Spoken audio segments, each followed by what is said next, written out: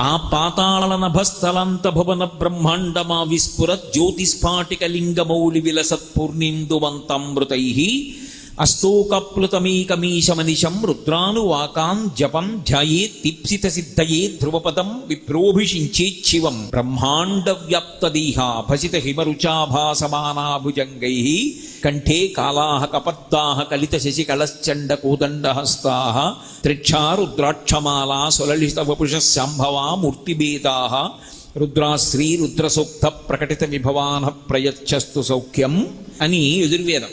పాతాళలోకం కన్నా కింద ఎక్కడి వరకు ఉందో అక్కడ నుంచి ఆ పాతాళ నభస్థలంత భువన బ్రహ్మాండమా విస్ఫురత్.